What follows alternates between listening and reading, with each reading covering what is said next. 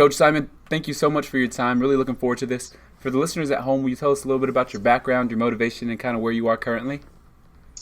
So for myself, I'm going into my 18th season as a strength and conditioning coach. Where originally born in Washington, D.C., grew up in Maryland, went to college at Frostburg State University, now called Frostburg University, was exercise science major there, and then got my master's degree in exercise physiology from the University of Kentucky.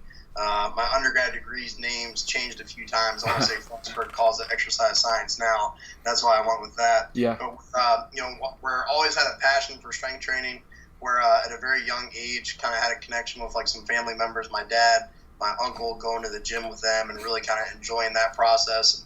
And so where I started weight training probably in middle school, I would say, where it was a part of my weekly routine. Yeah. And then got serious with it in high school. And it was one where I was never like an extraordinary athlete by any means, but where, the weight room was always a place where I could be on par with the best athletes in the programs and teams I was a part of and push them and challenge them to be better while I got myself better, and really just loved that, and from there, took that strength training component into college, competed in some powerlifting meets while I was in college, and then carried that into grad school as well. And, where once I found out about really the profession of strength and conditioning is what I set my sights on and wanted to be a part of. So I went to, when I went to Kentucky for grad school, started out there as a volunteer intern.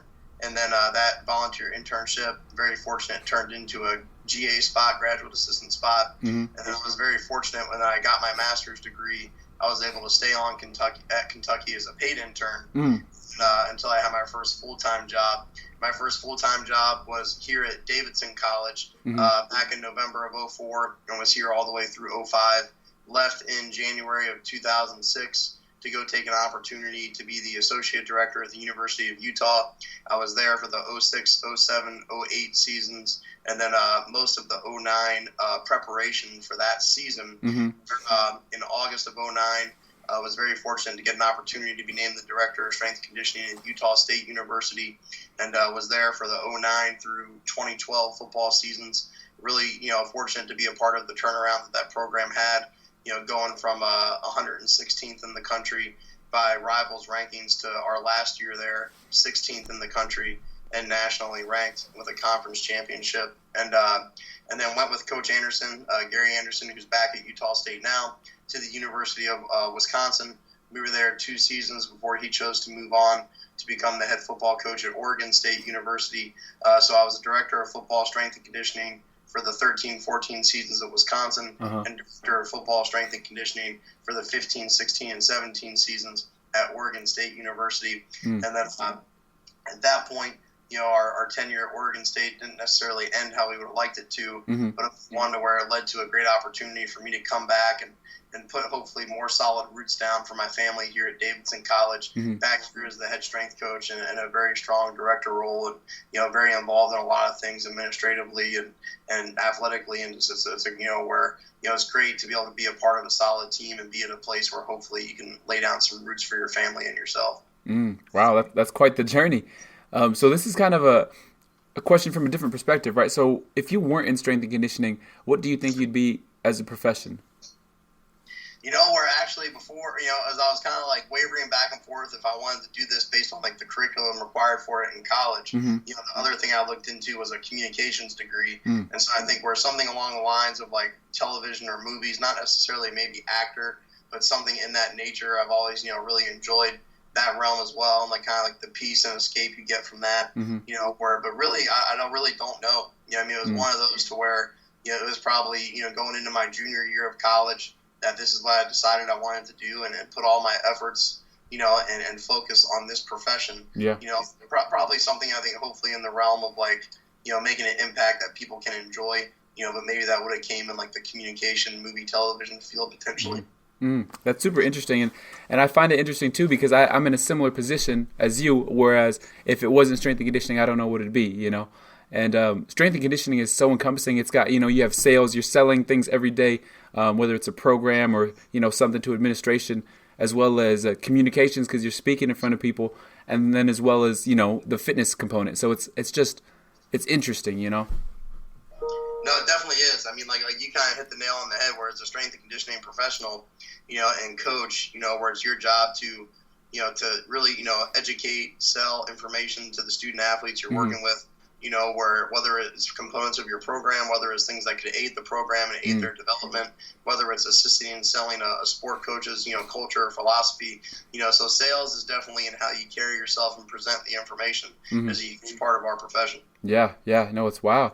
So you kind of touched on your time at Oregon, right? So what kind of mindset had to happen for you to shift from that focus only on football to Olympic sports also? Yeah, I would say really, where it wasn't necessarily a mindset shift as much as it was just like what you're doing during the course of your day shift. And I think where, for me, at a very young age professionally, where I was very fortunate, one of, my mentors and close friends, the director of strength and conditioning at the University of Utah, Coach Doug Elisaya. I mean, he became a friend and a mentor as soon as I stepped on campus at Kentucky when he was in the top assistant role there.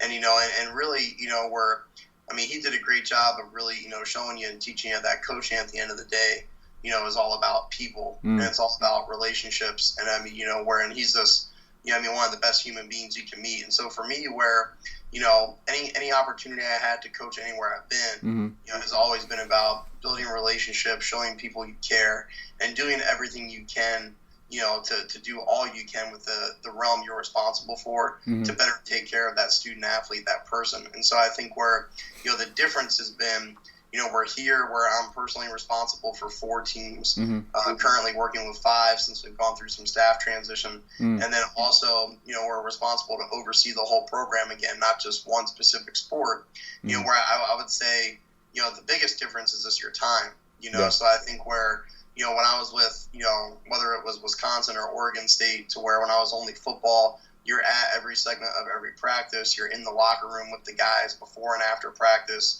You're at meals with them, when we had training table. You're on the road with them, for away games. You're at the team hotel for home games, for people that have that type of situation. So really there was just, so many more contact interactions where you can read their body, see how they're doing, get involved and, hopefully be, a good mentor in their lives, and it's the same thing here at Davidson, whether it's a male, female sport, regardless of, the athletic team that you're talking about. It's just those interactions come and go a little quicker, and you got to make sure you're maximizing those interactions to the best of your ability with the time you have in a busier, more chaotic environment because you're pulled in different directions. But I would say, where it's, the focus as far as providing the best possible care that you can provide, right, and the best possible program to meet the team needs and individual needs hasn't wavered. It's just figuring out the best way to do it in an environment that can pull you in different directions. Yeah, that's very insightful. Okay. Will you expand a little bit on your experiences at Wisconsin and Utah, as well as OSU, and some of the things that you've learned from each position?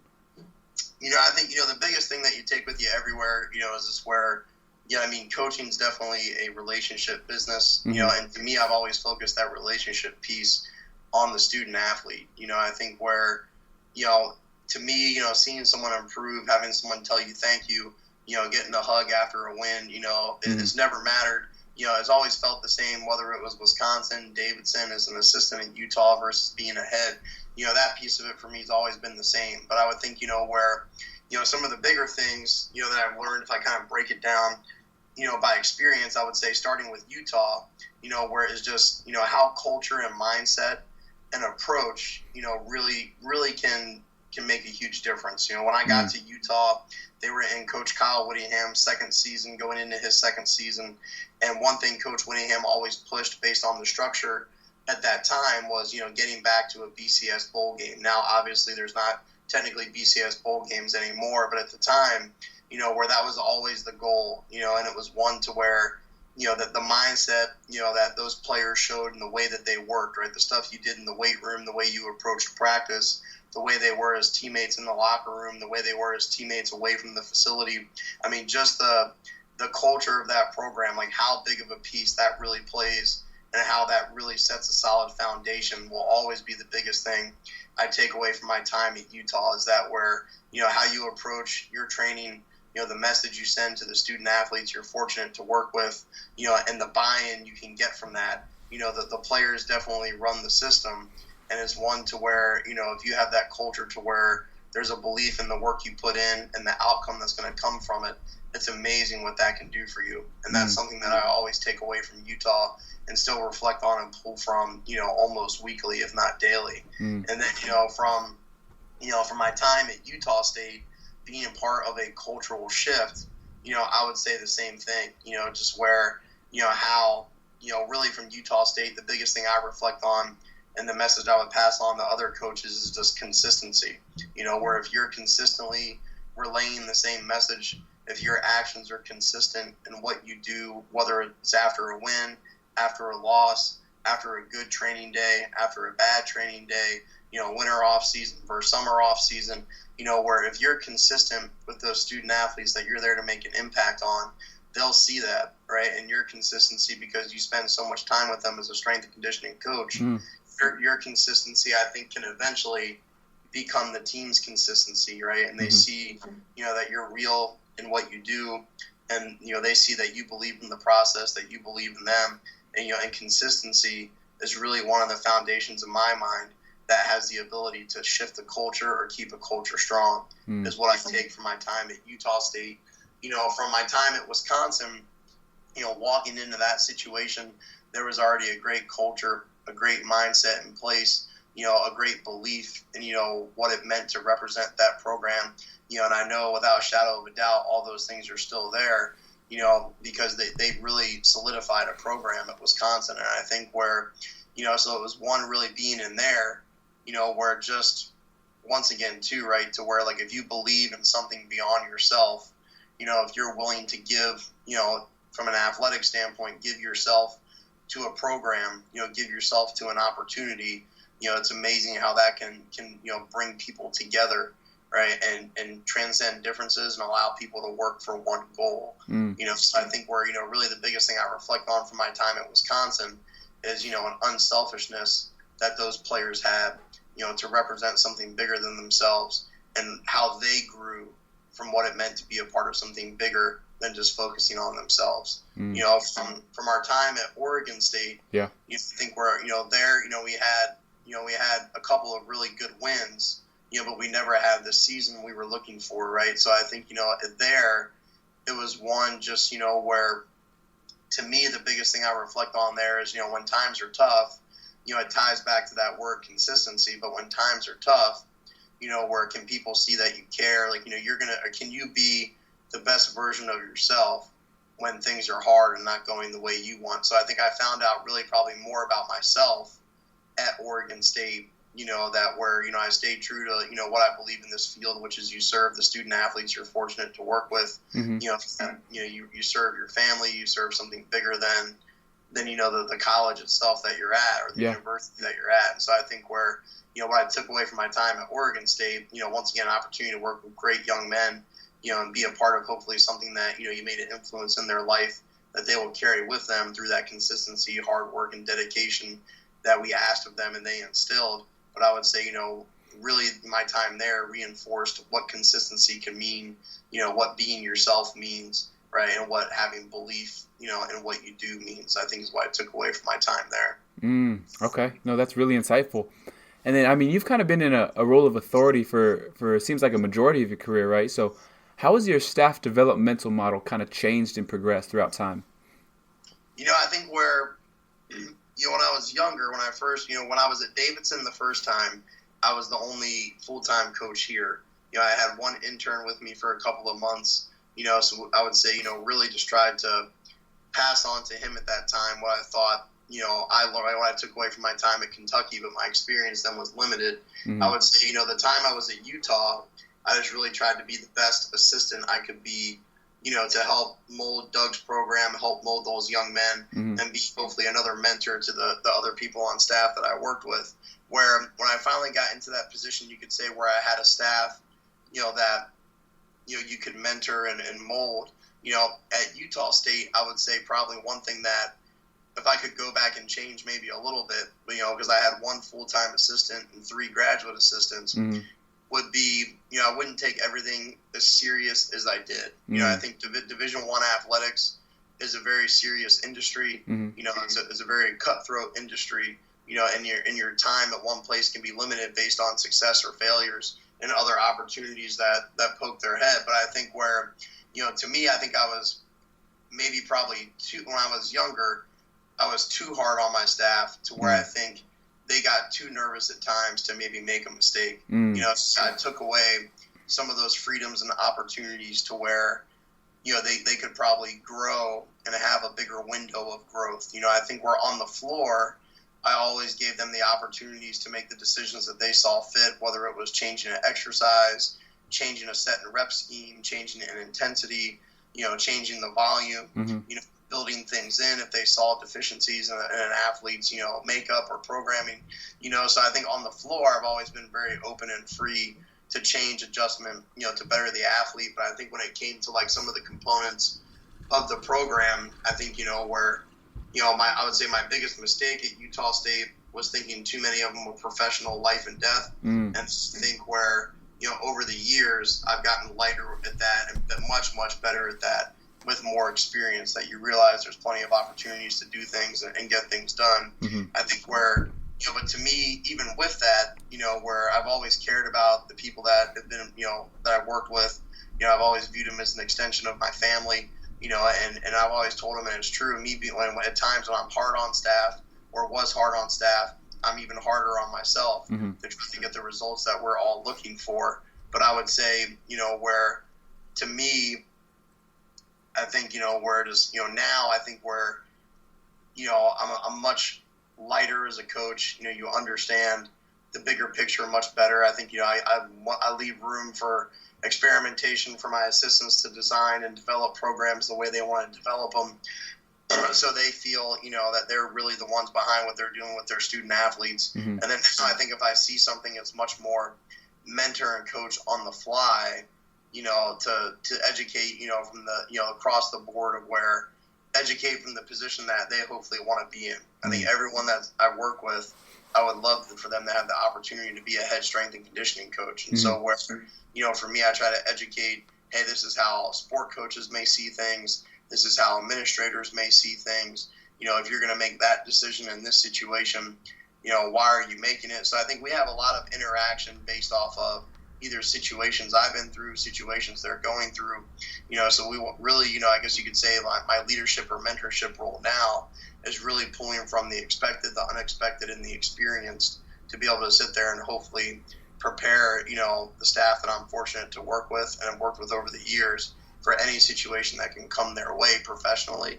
So they can be an asset to anyone else's staff or eventually one day be an asset to the staff they oversee. So I think it's very wide and broad based of what we cover, but I would say where now as I've gotten older, the programming piece is the last piece we look at. The people interaction, the administration and staff interactions, definitely the first we try to always develop. Okay. And you kind of touched on this a little bit, right? But as a majority, do you think that strength and conditioning coaches take themselves too seriously or not seriously enough? I think at times, where I don't know if we take ourselves too seriously overall. I think at times, honestly, as a profession, we don't take ourselves serious enough from the standpoint of, the role that we play. I think, everyone appreciates the role that they play as a mentor to the student athletes they work with and for. Yeah. But I think where, when we're out in public sometimes, we're definitely battling that, whether you're a male or female coach, you're definitely battling that meathead persona of, I think the public thinks anyone can do our job. Yeah. If anyone can walk into a gym and pick up a dumbbell or a barbell or, spot someone or, I think, where anytime you have a profession that's something that anyone could do in their leisure, I think it's not respected to the level it probably should be from our education experience and the growth that we all see. Yeah. So I think at times making sure, that we promote ourselves the right way in the right situations, I think is very important. And I think, maybe I'm leaving that statement vague to like what I would like to see certain coaches do or not do, or certain organizations do or not do. But to me, I think it's one to where, we definitely got to continue to come together more as a profession. Mm-hmm. From the standpoint of realize that we're a limited number, and you're in a profession that has a limited run. If you look at kind of the top age of a lot of our strength and conditioning professionals right now, Mm-hmm. where us working together and taking what we do seriously and our organizations more seriously, I think will only help grow the profession and solidify it hopefully closer to the level it needs to be respected. Okay. And then moving forward a little bit, right? So there's many new things coming out and within strength and conditioning, and a bunch of different bells and whistles within programming and stuff like that, and as well as athlete monitoring. Are we just kind of spinning our wheels with all this data collection to a degree? I definitely don't think we're spinning our wheels. I mean, I definitely would say, being part of a situation now where I don't really have access to a lot of different data analysis or collection, or you could say, some of those bells and whistles you alluded to, but more recently at Oregon State, having access to the Catapult GPS system, Mm-hmm. More people on staff that can do different, day-to-day tracking of things. I would say, where when you have the data, it's very amazing what the data can show you. Mm-hmm. I think, from having the Catapult system at Oregon State, it really allowed you to see what was taking place at practice, how different people's bodies dissected what took place at practice, and what you really need to do in your off-season preparation to get people prepared for those practices and games. Mm-hmm. So I think if you have the opportunity to have the data collection and you have the means to have the staff or the time to decipher it and break it down and learn from it, it's only going to help you. I think to the next step of that, how much does it help the overall program or shift what takes place outside of what's in your control? Mm-hmm. That all depends on the buy-in from the sport coach itself. I think where it was important for the coach that I worked for to be able to say in recruiting, we had those items, we had that type of technology. Mm-hmm. It was important for him to say that our strength and conditioning staff looked at it daily and, really tried to learn from it as much as we could on a daily basis. Mm-hmm. But for him, it never really played a role in any decision he made as communicating with the coordinators of how practice was going to be laid out, how the week was going to be laid out, things like that. Mm-hmm. He just never got to that level of it. And kind of one thing that, my staff and I at Oregon State always talked about is, where having those types of opportunities, if your coach isn't going to buy into it, it probably means more to an extent, or you maybe get to express what those data points mean a little more when you're winning. Mm-hmm. And it's in certain programs, maybe you don't get the opportunity to do that a little more when you're losing. But I think where, the knowledge I personally took from it, even though I don't have access to those things here at Davidson, the looking back in my mind and reviewing the saved files I have from that information do come into play, for the off seasons I've been here and even the in season that I've been here, where it definitely is not, they tell you it doesn't carry over, mm-hmm. but the lesson and the information definitely has. Okay. So moving forward with that idea, right, what or who has been the biggest influence in your programming? I would say really kind of the biggest things that I've pulled from over the course of my career were when I got to Kentucky, I was very fortunate to interact with and meet some people, and be around them training-wise, and they've exposed me to the conjugate system, so in the weight room itself, where the conjugate system, whether it be Louis Simmons, Dave Tate, Elite FTS, Mm-hmm. Louis Simmons, obviously at Westside Barbell, Jim Windler's had an influence on me. I was very fortunate to be able to meet him and do some training with him in my time at Kentucky, where I think, those were huge influences, and kind of breaking off those influences, Joe DeFranco, of DeFranco's gym or DeFranco's training systems, a lot of the stuff he put out there, you could say maybe bridging the conjugate system into the world of athletics, has played a big role for me. Martin Rooney, Mm-hmm. Training for Warriors, formerly Parisi Speed School, has played a role. Buddy Morris, who I believe is still the strength coach for the Arizona Cardinals. I have not checked that in recent weeks, but Buddy Morris, who's been numerous places and done so much for our profession, the way he kind of implements the conjugate system towards athletics. And then, Charlie Francis with his high-low CNS stress information that he put out there, and kind of how you look at the body that way as well.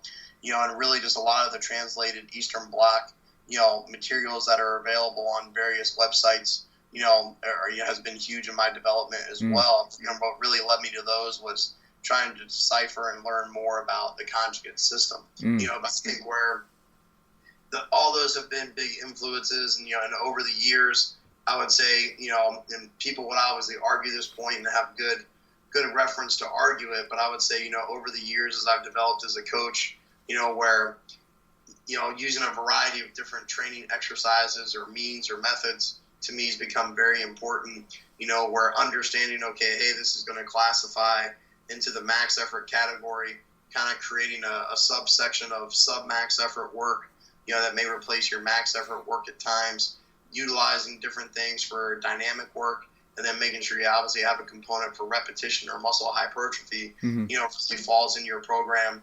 And then from a conditioning standpoint or, running standpoint, I would say over the years, regardless of sport, to me, I kind of sell it to recruits as a 3-pillar system, pulling from CNS knowledge and the demands of the sport to where, pillar number 1 is enhancing an athlete's speed and, change of direction ability, through a variety of different drills, resisted, unresisted, and making sure, you're working components that obviously tie to enhancement of speed and change of direction. Pillar number 2 is, your ability to recover in between reps of the aerobic component of your sport. And by aerobic, I don't mean, mile run, 2-mile run, but the aerobic component of just making sure that the primary energy system or systems aren't necessarily going to get full recovery in a practice or a game. It's really kind of utilizing various types of tempo running, which I took, the concept from Charlie Francis, as far as low stress, low CNS stress day work,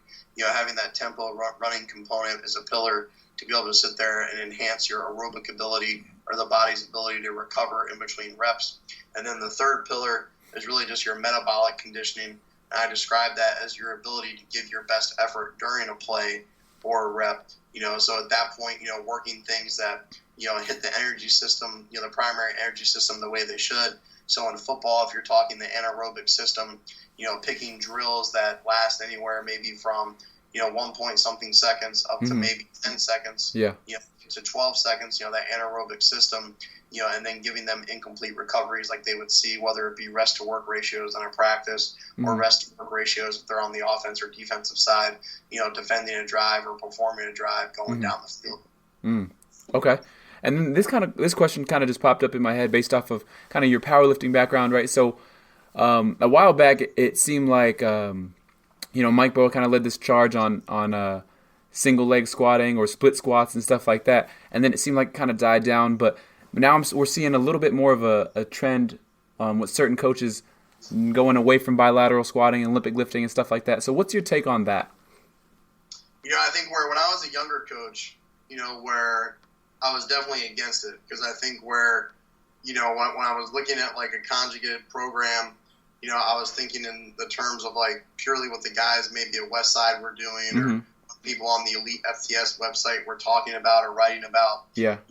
And to me, it was kind of, when I was younger, it was like, preposterous to sit there and think, why would you not back squat? Why would you not do this? Why would you not do that? Oh, if you're telling me, where, you front squat an athlete because, the back squat, was hurting your athlete's backs, where the front squat didn't. My response when I was younger was, well, just get their back stronger, do more reverse hypers, back extensions, RDL, and I think, as I've gotten older, right, and I've had more experience, I would say, I've made those single leg movements a bigger part of my programming just because of what you get from it, from the standpoint of glute activation, pelvic stability, hip stability, and I think we're just, where even if you're putting a bar on someone's back, they're able to keep a more upright, posture, which puts less stress on the spine. It's just, once again, it falls into, one thing that I view as a key in my programs, which is variety. And so where I think if you're limiting yourself in variety, when the athlete's ready to be dosed of something new or different, you're limiting their ability to grow over the course of the career that you're fortunate to have them. So, but I think where, one thing I would say when I returned to Davidson, and I interacted, athletes of different sports, male, female, I made those components a bigger part of my programming. And a lot of it was really trial and error to see if we were doing those things, just how their athletic ability would advance. Mm-hmm. So the nice part was I really didn't have a coach sitting there asking me, hey, what are our squat numbers? Hey, what is this number? What is that number? And so it gave me the opportunity to be able to sit there and experiment a little differently and broader in my training program design, because with certain sports we weren't necessarily building up an off season to build to testing a specific weight room skill. And so, where with our volleyball team here, we in our field hockey team, we do all and only single leg split stance. That's all we do. Mm-hmm. And every now and then we may throw in like a trap bar deadlift for a bilateral lift. And where with volleyball, where the biggest response we got was the volleyball coach himself mm-hmm. test the girls in various types of vertical jumps, and like the lowest increase I think last off season was 3 inches. Wow. I think we're just the ability of creating that stability that you can get once again, and activation you can get from the glutes and the hip and pelvic area, mm-hmm. The legs, working even harder in a split stance or non-traditional stance, type setup. I mean, I think it plays maybe a higher role. Some of the angles that you do things at, where you're creating shin angle, similar to the forces that you generate and create when you're sprinting. I think all those play a role, into enhancing the athletic performance. And once again, we did it with a variety of different movements, which plays a role in turning on a variety of different muscle tissue. So I think, they definitely serve a purpose. They serve a role, but I think where you don't necessarily, depending on your situation, you don't necessarily get away from the tried and true bread and butter movements of back squatting, mm-hmm. Your true Olympic lifts, and you could say like your vertical or horizontal barbell pressing. Mm-hmm. I think where those serve a place in everyone's program. It's just what purpose do they serve? What place do they serve? Yeah. Is it something that's needed right away? Is it something you can build into? But I think definitely the single leg split stance unilateral type movements serve a great purpose as far as that connection to, you could say, athletic movement on the court or field, that can have a carryover and help translate some of that strength that you build in those, in those bilateral movements, whether it be upper or lower body. I like that answer a lot. I think a lot of people get polarized on this kind of topic or debate, you know what I mean? And I think fear plays a role. Everyone doesn't, nobody wants to be wrong, and they're scared to be wrong and stuff like that. But I think that answer is it's a mature answer, and I think it's the answer kind of we should all go with, as a practitioner, like whatever works in whatever situation you're in, and I think we're, kind of like to build off of what you just said, where one thing I've always viewed our role as a strength coaches in this profession, where I kind of have a big imagination. So I've always viewed it as, really we're detectives trying to solve a mystery. And the mystery is, how do you build up the student athletes you work with? And I think, for me, obviously there's movements that have been part of my program off season to off season, in season to in season, regardless of sport. But I've never done the same off season or in season layout, from head to toe ever. Like I've never repeated it. There's always been differences and variances, because you always want to try something different. That makes it interesting for the athlete. It gives them an opportunity to have more growth. And I think, if you're, if the athlete is investing what they need to invest into your program, and you're investing what you need to invest as someone that's overseeing them, no program is going to fail you. And at the end of the day, that variety over the course of their career is what's going to give them the opportunity to have more growth over that time frame. I like that. Okay. And then moving forward a bit, right? So generally speaking, what's your take on the influx of new strength coaches and their kind of philosophy versus older strength coaches and their kind of philosophy, and what can each generation kind of learn from each other? Yeah, I mean, that's a great question. And I think, where, as far as to the influx of coaches in our field, I mean, once again, too, it speaks to, for those of us that are already in the profession, whether, it's, you're a full-time coach, and that's a limited number of years on your resume right now, or a full-time coach that has a lot of experience, where it speaks to how many people want to be in this profession, and just, it's a very exciting profession to be a part of, in so many ways, because of the being around athletics, the impact you can make on people, right? And just the ability to not have to wear fancy clothes to work every day, is a great thing. And so I think, where it speaks to, how valuable the profession is, and how people that, do take passion in the, in the training type majors or fields, really, what it means to people under our umbrella of the professional scope. I think, where,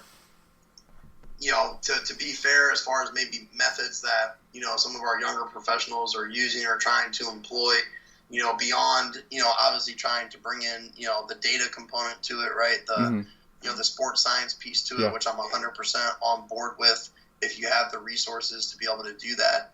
I think, where nothing replaces the human component of human interaction. Yeah. But if you can get the right amount of human interaction combined with the right amount of, data usage and breakdown and not fall into paralysis by analysis, I think the combination of the two, which may be defined as a youthful coach, is good for coaches of young, old, regardless of area, if you have the resources to be able to do it.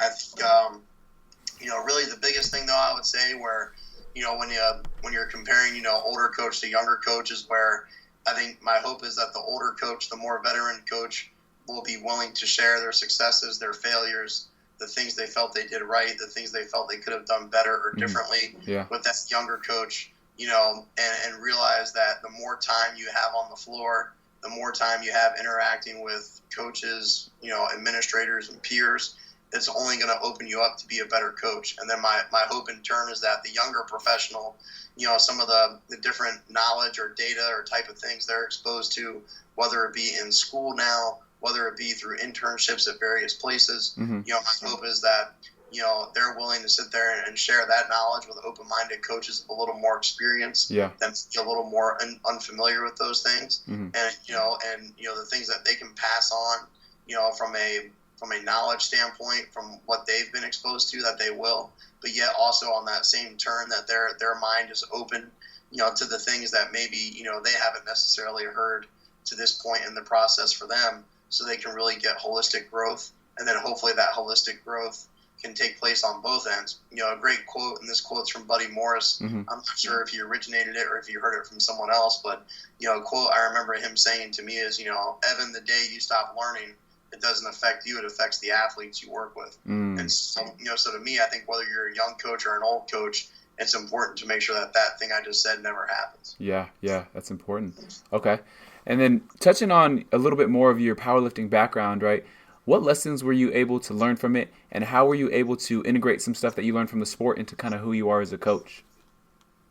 I think where, one of the best things I think you learn from the sport of powerlifting, and you learn this from sport in general, is, just really how to strain. I think, how to strain can be taken literally as far as under the bar.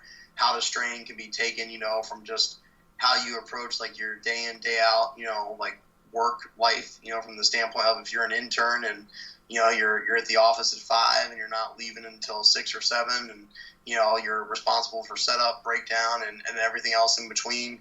How does your body learn and mind learn to accept that? And I think so where the ability to strain and push and get outside your comfort zone, I would say is one of the biggest things I took from my time, in the sport of powerlifting. And I think where, from the group that I was fortunate to lift with and be around, I wasn't the strongest in that group. But I think another thing to take away is where, like if you relate it once again to a strength staff or a situation, a team, everyone has a role in a team. Everyone has a role on a staff. And your role and your ability to carry that out to the best of your ability, like a lot of times for me with the group I trained with, at the time, I had really good GPP. And so it was my job maybe to push the pace a little bit in certain things, where it was my job to sit there and, just do different things that were needed to be done in the group, right, to maximize my role to make myself better, but maximize my role to make others better. And so I think where the ability of, seeing a role, seeing a situation, and being able to do your part to better, impact the team and others is another thing I took from the powerlifting group I was a part of, and the time I spent, really working hard in that sport, at the time that I participated in it, I would say are the biggest lessons I took from it. And training partners matter, where there were times to where probably I shouldn't have lifted certain lifts that I lifted, but I did because you had people around you pushing you, focused in on you and supporting you. You didn't want to let them down just as much as you wanted to sit there and, obviously better yourself. So where you learn a lot about team, you learn a lot about support, and you learn a lot about, having to strain and how you can apply that to other areas of your life. I love it. Okay. Will you touch a little bit on your relationship with J.L. Holdsworth and the impact that he and RPR has had on you? I would say, where to me, I would say I have a lot of acquaintances. I have a lot of people that I value, but there's a very small group that I say I would consider, a close friend, and JL is one of those. Mm-hmm. I mean, where, I was very fortunate to train with JL, very fortunate to work with JL, very fortunate to continue to maintain my relationship with JL. Mm-hmm. And I mean, he's an unbelievable human being, unbelievable, father, husband, person. Mm-hmm. And I mean, where my relationship with him means the world. I think where, from a standpoint of, his involvement and, bringing, RPR, to so many people reflects the performance reset, where really, his passion to want to get involved and put that out there stem from, his ability to be a part of Douglas Heal's Be Activated program. Mm-hmm. And what he took away and learned from that. And, he's the kind of guy that if he sees something of benefit or that interests him, I mean, he fully engrosses himself in it. And I think, where, he where fell in love with what that can do for you. And really what RPR reflects the performance reset is a way to heighten the neuromuscular system, wake up the muscles in the neuromuscular system to be able to hopefully give more during the activities you're participating in, whether that's a training session, whether it's a lift or a run, mm-hmm. whether it's a sporting event, a sporting practice, utilizing those drills to be able to sit there and heighten the neuromuscular system, to wake it up, as they talk about in their course, is only a benefit. And I think where it's one to where for people that have been exposed to it, where it works to varying degrees based on where your body is every session. Mm-hmm. But as they talk about in the course, if you can get 1% more muscle woken up and working for you, or you can get 30% more muscle woken up and working for you. Mm-hmm. Either way, it's a benefit when you're talking about the fine line of success in athletics. Mm. And I think for people that are skeptical of it, when you see the drills, doing those drills, there's nothing negative that can come from it. Mm-hmm. So to me, where it's, why not give it an opportunity and see what happens? But the people that I think have been open-minded with it, and especially the way JL believes in it, he wouldn't put himself out there or attach himself with something that he thought wasn't of benefit and wasn't something that could really move the training opportunities for athletes forward. And I think RPR is a great skill set to have. Mm. It's a great community to have as a resource. And it's something that, if you're interested in, maximizing what you can do for your athletes, you should definitely check it out. Okay. No, I agree. And I went to a course too, and I was a complete naysayer before I went to the course, and then I went to it, and the things that you experience and the mobility or increased muscle, like you said, that you experience, like, you can't deny that.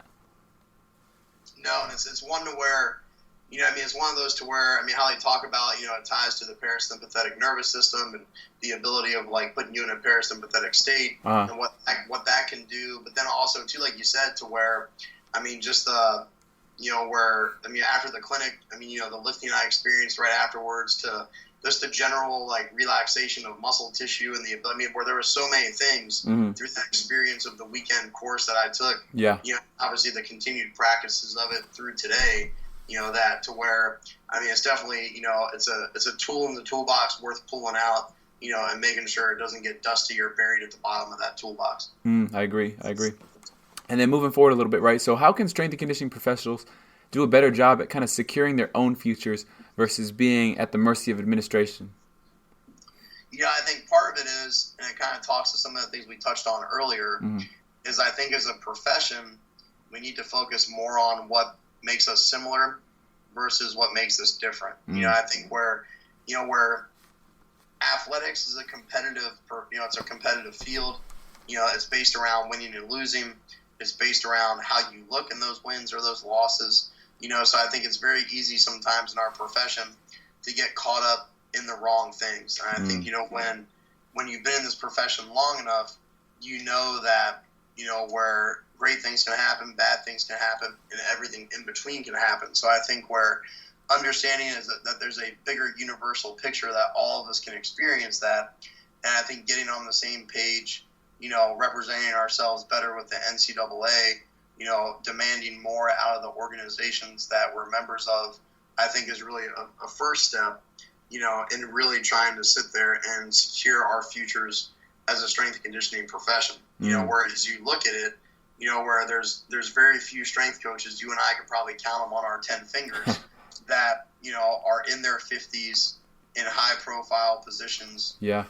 And, and are fortunate to be there. There's so many more professionals that get removed from this profession in their 40s, if not earlier, and don't necessarily get the longevity, or the financial aspect that this profession can offer. And so I think where, the ability to find ways to prolong our profession, I think ties into, once again, demanding more out of our organizations, putting the NCAA under more pressure and scrutiny, but that only comes in force, and that comes with us really working as organizations, not as individuals or as people that just represent the college or university we currently work at. So I think that's a long-term process that needs to take place, but it's something that I think as a profession we need to push for or try to get our organizations on board with, because once again, no matter what organization you push is that you're certified by, organizations only as strong as its members. And I think where that's a big piece of it. I think where, kind of as we touched on in the beginning, where, for me, I mean, to be honest, where my time at Oregon State when Coach Anderson resigned, where I was very fortunate to have a relationship with the AD there, and, where, I asked the AD, I was like, look, I have this job offer on the table from Davidson. This is what this job offer means, where, but to me, where, I care about these young men here in this program.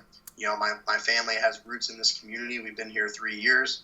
Is there an opportunity potentially to stay? And, where saying it without saying it, because the AD did care about me, I think, personally and professionally, he said, if that opportunity is there, you need to take it. And I mean, what he would have done, which obviously they do at most major programs, is there's complete turnover in the program. And so I don't know how we get away from that when, your time in a Division I program can be so short based on the success or failure of a team. But to me, the way we counteract that as a profession is just like I did here at Davidson, where I'm tied to the administration. I'm not tied to a sport coach. I'm not tied to wins or losses, where you're tied more to the things hopefully you have a bigger hand in, which obviously leads to hopefully more longevity.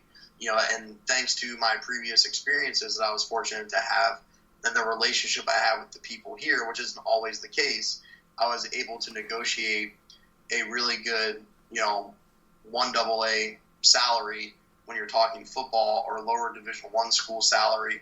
And I was able to negotiate some other things as well. And so I think where that came from experience and time, in that nature, but really it was all rooted in finally wanting to get out of the, hey, every couple of years you're moving, and really allow, my children and my wife and I's children to grow up in one place, hopefully, and have a bigger say in what happens to you professionally. And so I think where, to me at the Division I level, how we counteract that is coaches hopefully aren't as quick to take jobs. If there's, if they know that sport coach wants them, if you're talking Division I football or basketball, if that sport coach wants them there, you really fight hard on the front end to get the contract and salary that you deserve.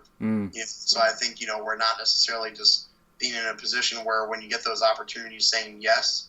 I think if you know that you're operating from a point of leverage that they want you and your services, you fight hard on the front end to really get everything you can, because, where you're never as hot as you're going to be until you step into that first season. And then from there, maybe you can go up, but, where you got to fight for those things on the front end. And then I think that you work your way down to lower Division I opportunities, as you work your way down to 1AA opportunities, or, FCS opportunities, or Division II or Division III, where the financial aspect may not be as great as the higher level Division I, but what you fight for in those situations is, autonomy, stability, to be able to, the ability to hopefully, do some fundraising, do some different things to grow your area and be actively involved. So I think where, the things you fight for there are things that maybe don't necessarily always have a dollar amount tied to them, right? But I think you fight for the things that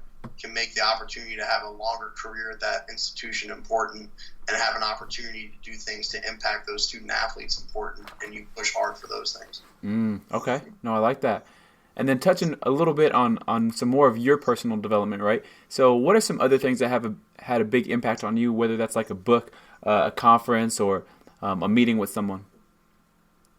I mean, I would still say probably, the biggest impacts were meetings first. And one was, when the NSCA Sports Pacific Conference was in Louisville back in, really 2005, 2006, and be able to spend an evening out with Buddy Morris was huge for me. The interactions and the time I had in the powerlifting community with Louis Simmons, at meets, just, I remember, one time I was very fortunate to go out with a bunch of the guys from the Westside Barbell Gym, and we went to Olive Garden to eat because I was helping to handle JL Holdsworth in a meet when he was at Westside.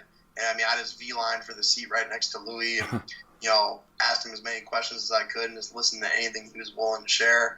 Was an important conversation and interaction for me, where the ability of just, where, I think just a lot of, where a lot of those Eastern Bloc translated books, to me have been very, very important, just to kind of understand a bigger scope. Like what I like to say now is, where, I'm not philosophy based, I'm principle based. I'm not exercise based, I'm principle based, because principles cross over all exercises, they cross over all philosophical beliefs, and it allows you to understand anything, but it also allows you to apply anything. And so I think that piece of it's huge. And I really got that from a lot of those Eastern Bloc translated books.